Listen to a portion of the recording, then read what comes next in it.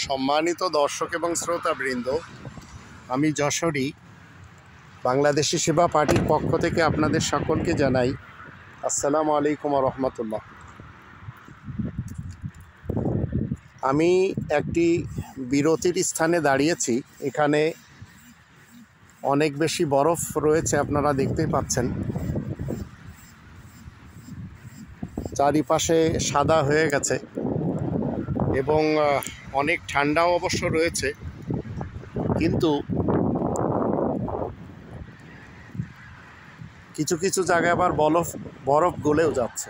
এখানে মানুষেরা অনেকে বসে, কিন্তু বসার জায়গাগুলো এখন বরফ, যার ফলে এখানে আবার দেখতে পাচ্ছেন যে বরফ গলে গেছে। এই গাছের উপরে বরফের ফুলের মতো সব লটকে আছে, একটু বাতাস হলে অবশ্য পড়েও যাচ্ছে। আল্লাহ তাআলার এই সিস্টেম, এটি যদিও আমাদের ছোট্ট একটি বাংলাদেশে নেই, কিন্তু আল্লাহ তাআলার রাজ্যে বিভিন্ন জায়গাতে অবশ্য রয়েছে। আমরা রবের শান্তির রাজ্যে পরীক্ষা দিতে এসেছি, আর এই পরীক্ষা যদি দিতে যেয়ে আমরা কোনোভাবে ফেল হয়ে যাই, তাহলে মনে রাখবেন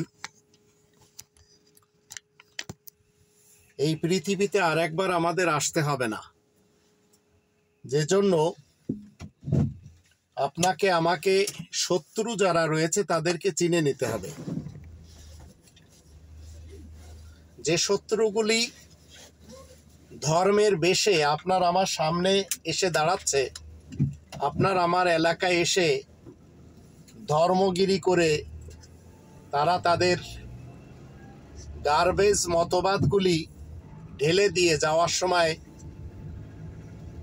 টাকার বান্ডেল নিয়ে চলে যাচ্ছে, এদের থেকে দূরে থাকতে হবে। এরা কখনো আপনাকে আমাকে কোরআনের যে 5টি দাবি রয়েছে, 1 নম্বর দাবি কোরআনকে শতভাগ বিশ্বাস করতে হবে, 2 নম্বর দাবি কোরআনের ভাষায় কোরআনকে পড়া শিখতে হবে, 3 নম্বর দাবি মাতৃভাষায় কোরআন জানতে হবে, 4 নম্বর দাবি কোরআন মতে জীবন কাটাতে হবে, আর 5 নম্বর দাবি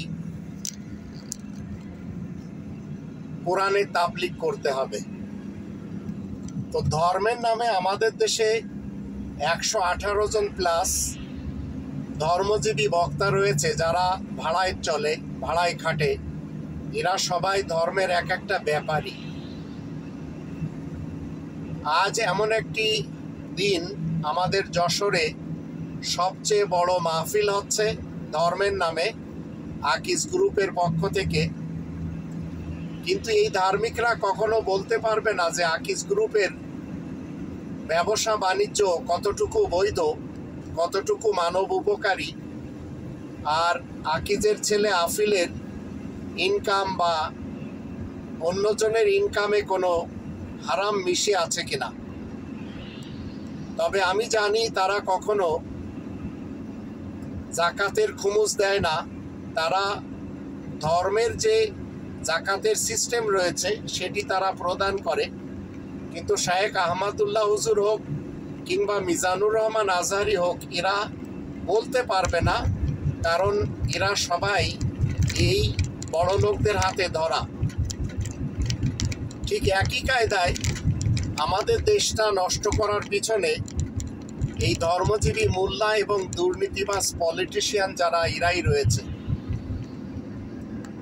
মির্জা ফখরুল ইসলাম আলমগীর তিনি বলেছেন রাজনীতির সাথে কোরআনের কোনো সম্পর্ক নেই। আবার তিনি বলেছেন বিএনপি শরিয়া আইনে বিশ্বাসী না। এরপরেও যারা বিএনপি করেন তাদের ব্যাপারে আমার খুব দুঃখ লাগে। হোক সে মুরাদনগরের কায়কোবাদ, হোক সে বরিশালের ইঞ্জিনিয়ার, হোক সে আরও অন্যান্য যারা রয়েছে, নিজেদেরকে ধর্মের উপরে যারা প্রতিষ্ঠিত করে নিয়েছেন। কিন্তু দুঃখের ব্যাপার হলো এই 2 শ্রেণীর লোক আমাদের এই দেশটি অধোপাতে নিয়ে গেছে।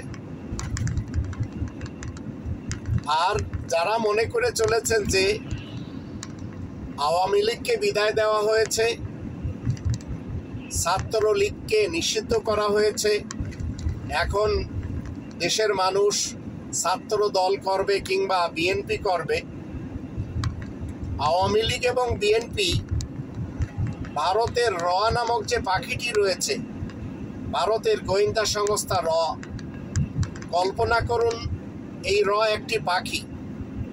এই পাখির দুটি ডানা হচ্ছে বিএনপি বাংলাদেশ ন্যাশনালিস্ট পার্টি বা বাংলাদেশ জাতীয়তাবাদী দল, আর একটি হচ্ছে BAL বাল বাংলাদেশ আওয়ামী লীগ। আর এদের সাথে যেসব মুনাফিকিনরা পূর্বে থেকে জোট বেঁধে এসেছিল, তারা এখন আলাদা হয়ে দেশকে লিড করতে চায়। ক্ষমতা এসে তারা মদিনার সনদ দিতে চায়। মনে রাখবেন, এই বিএনপি এবং BAL এই দুটি পার্টির সাথে যারা এই যাবৎকাল সম্পৃক্ততা ঘোষণা করে এসেছে, আর যারা উলামা লীগ এবং উলামা দল হিসেবে আমাদের দেশে মানুষের সামনে 18 কোটি মানুষের সামনে নিজেদের ব্যক্তিত্বকে ফুটিয়ে তুলেছিল, এরা সবাই দোষী। এদের থেকে আমাদের যতটা সম্ভব দূরে থাকতে হবে। এরাই এই দেশের 18 কোটি মানুষকে ভাঙিয়ে খাচ্ছে, কেউ ধর্মের নামে, কেউ রাজনীতির নামে। এখন যারা রব্বানি প্ল্যান মোতাবেক দেশ চালাতে চায়, যেমন বাংলাদেশি সেবা পার্টি, আমরা এই বাংলাদেশি সেবা পার্টিতে যোগ দিতে পারি, কারণ এরা চায় 8 নম্বর সূরা আল আনফালের প্রথম আয়াতের দৃষ্টিতে খনিজ সম্পদ 18 কোটি মানুষের মাঝে সমানভাবে বন্টন করে দিতে। আর এরা রব্বানি প্ল্যানের বিপরীত কখনো যাবে না। আর যতদিন ডক্টর মোহাম্মদ ইউনূস রব্বানি প্ল্যান মতে দেশ পরিচালনা করবে, ততদিন বাংলাদেশি সেবা পার্টি ডক্টর মোহাম্মদ ইউনূসের সাথে দিবে। আল্লাহ আমাদের সবাইকে আল কোরআনের 5টি দাবি মেনে জেনে আমল করে দুনিয়া থেকে চলে যাওয়ার তৌফিক দান করুন।